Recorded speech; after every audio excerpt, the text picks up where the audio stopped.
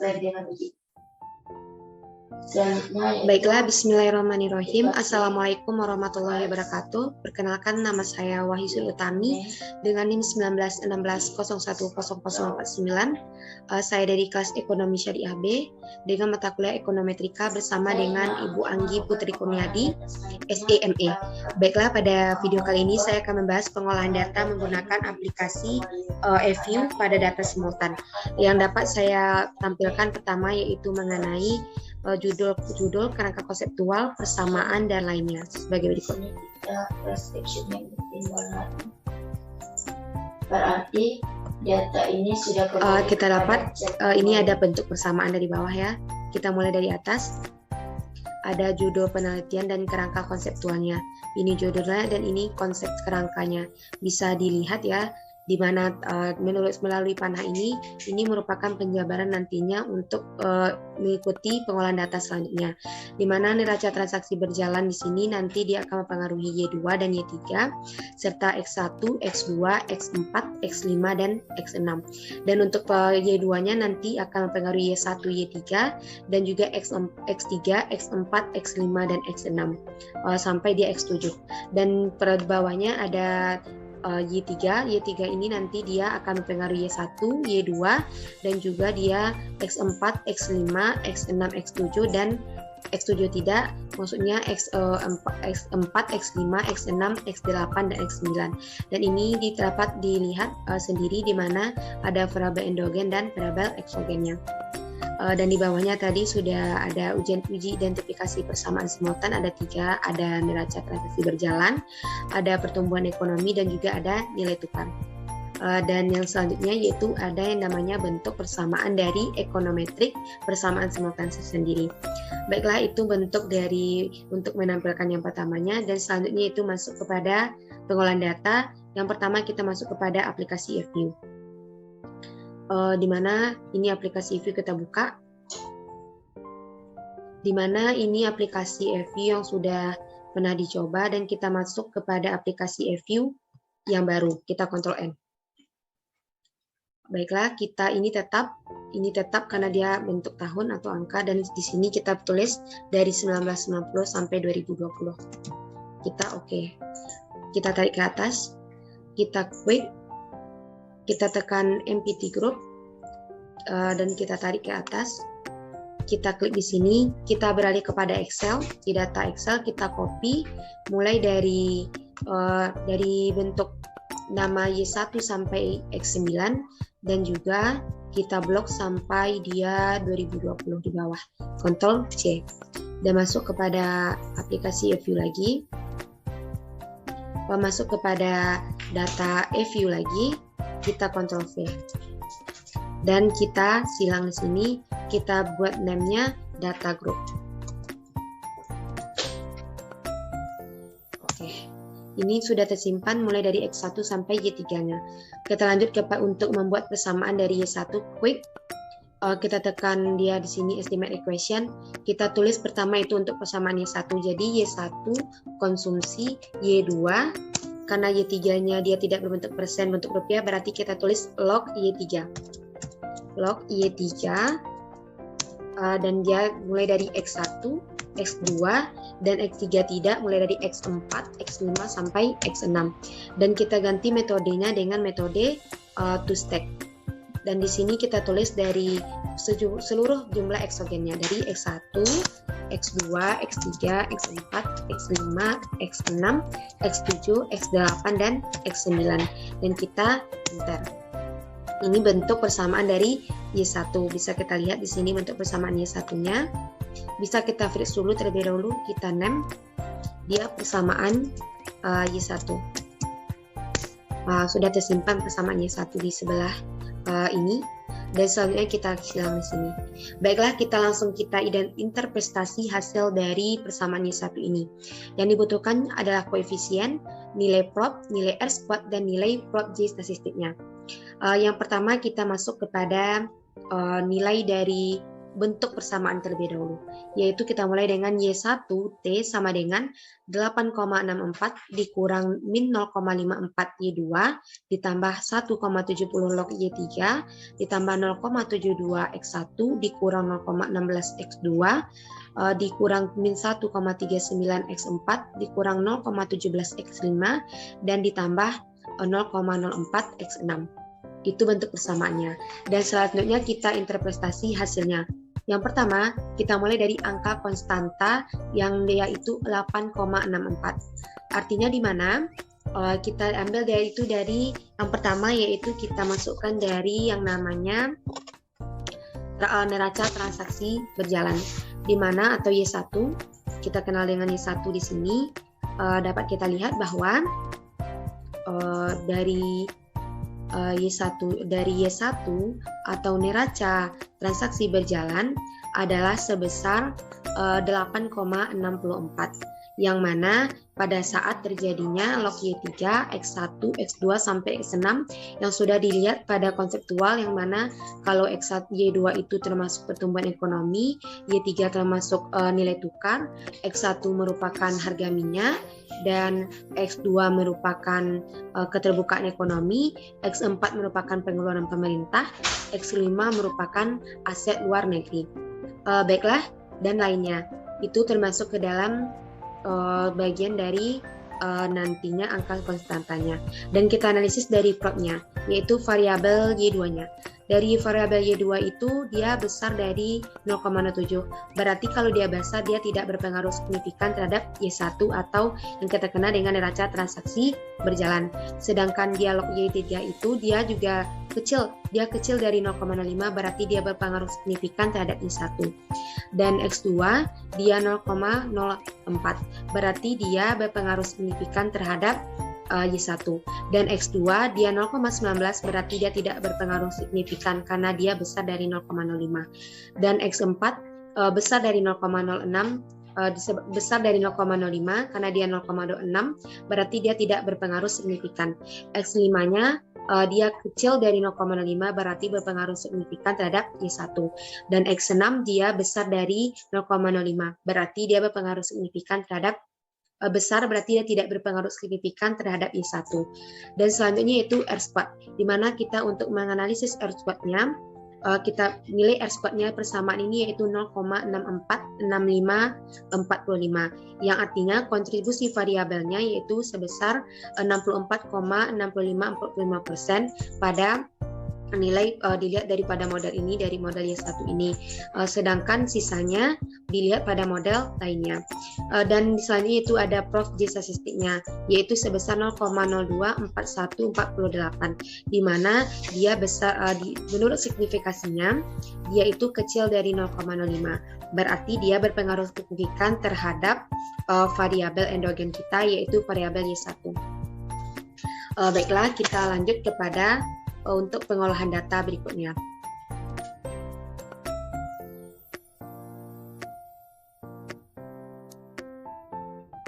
Baiklah, kita lanjutkan kepada uji asumsi klasiknya secara langsung. Kita tekan pertama untuk normalitas, kita view, kita ratio leading stick, dan kita tekan histogram.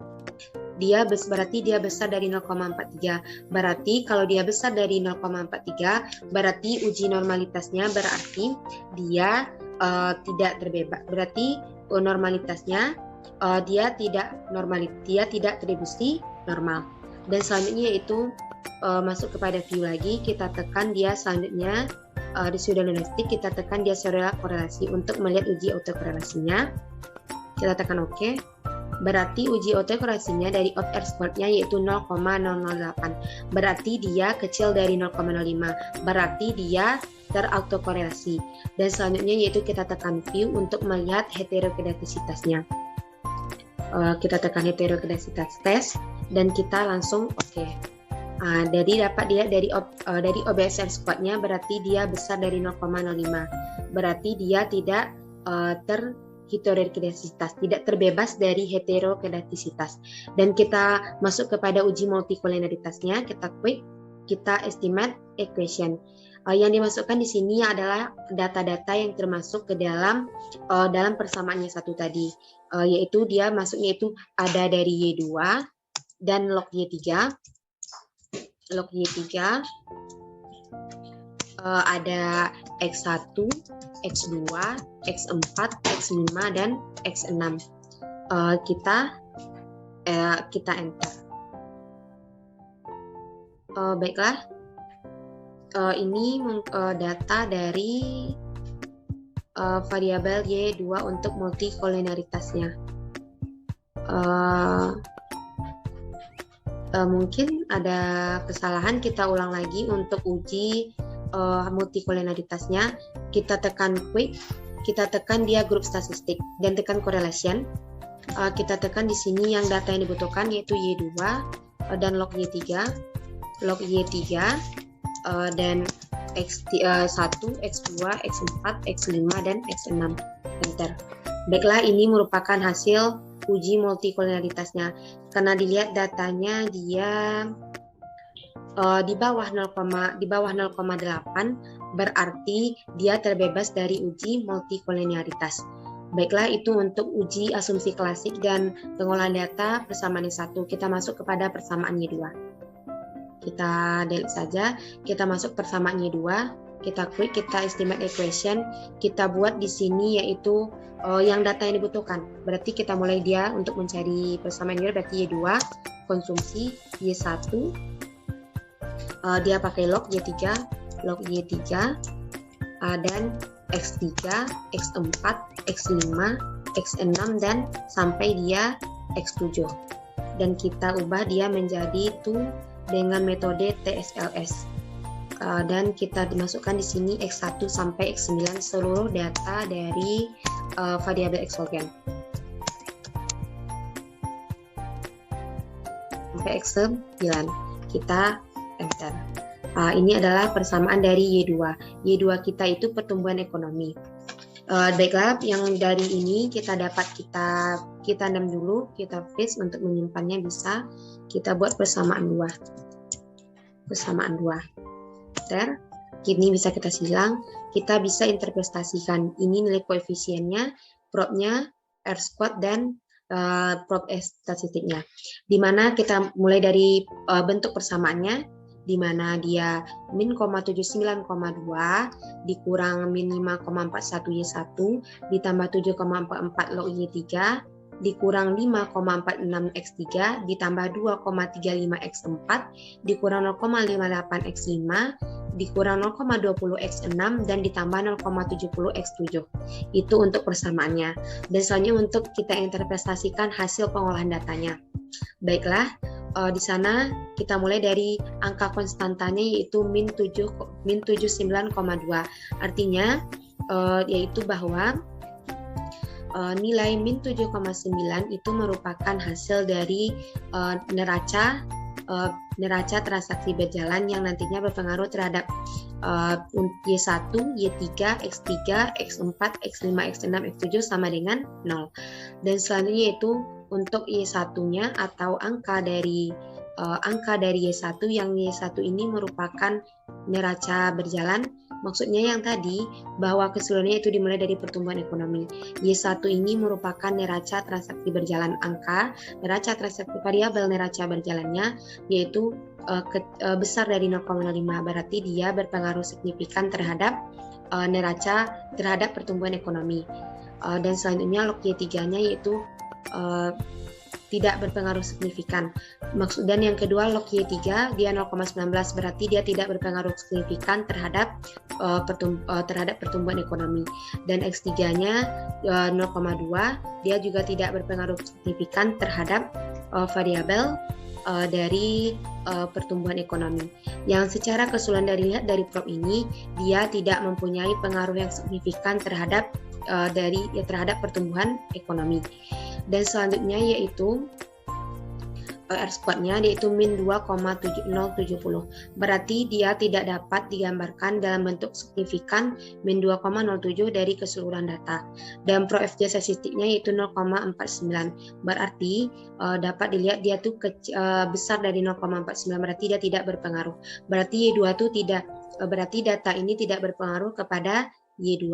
Selanjutnya yaitu kita masuk kepada data yang dinamakan dengan uji heterokedasitas, uji normalitas terlebih dahulu. Kita view, kita tekan residual, kita tekan histogram, dan dia 0,56. Berarti dia terbebas dari tidak terdistribusi normal. Dan kita tekan view, kita masuk kepada berikutnya yaitu ke autokorelasi. Kita oke. Autokorelasinya 0,01, berarti dia tidak terbebas dari autokorelasi. Dan selanjutnya residual musiknya itu heterokedastisitas test. Kita enter. Dan dapat dilihat UFSM-nya itu 0,17.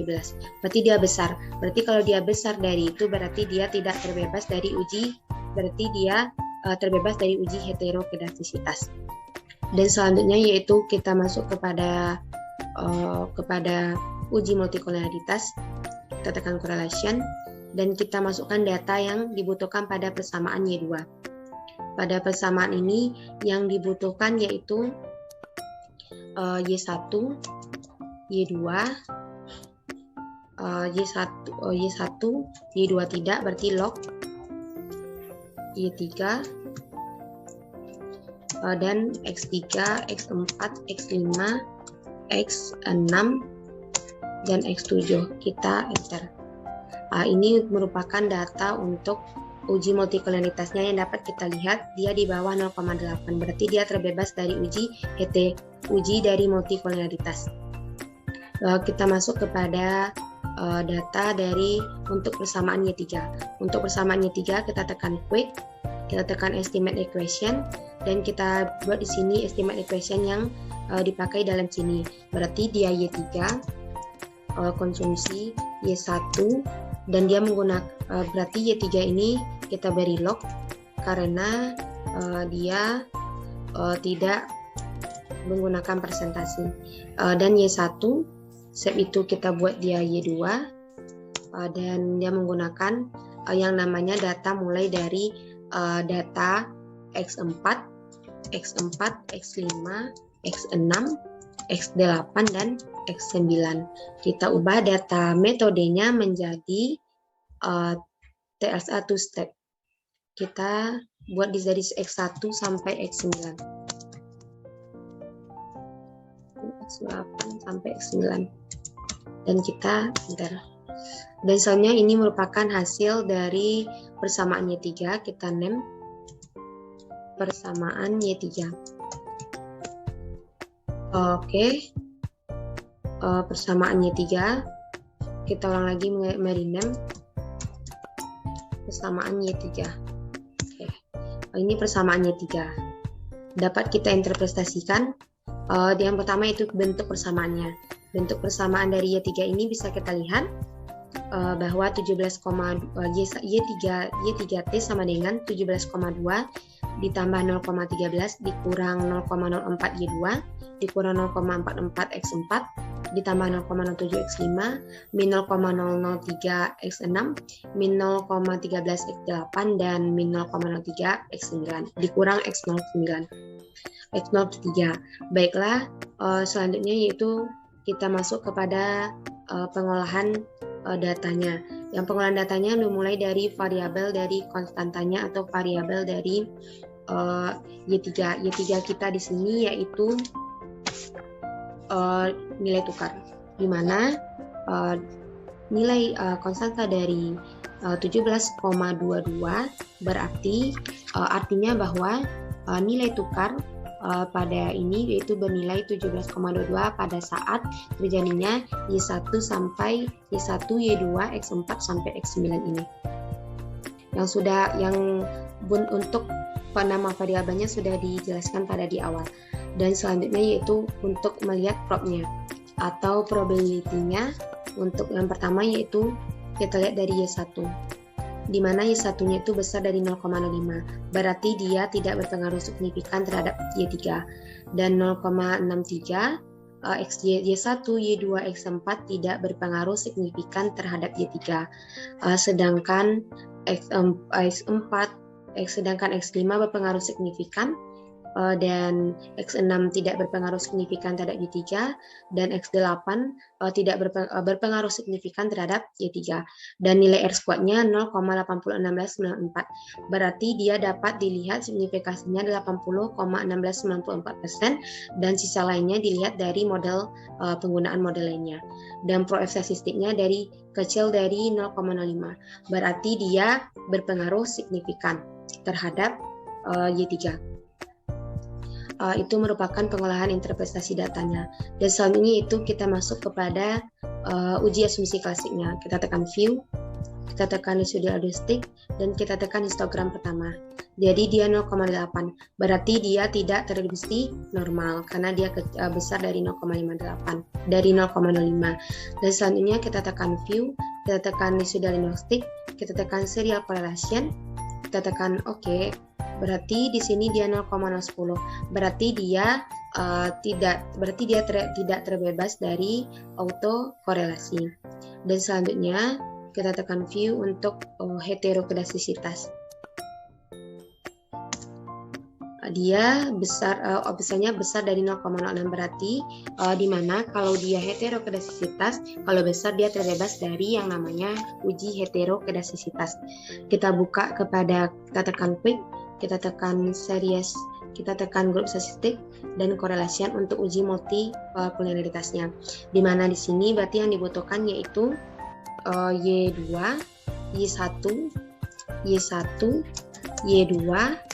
Setelah itu masuk kepada X4, X5, X6 sampai X6, X8 dan X9. Kita enter. Ini uji multipolaritas dari persamaan Y3.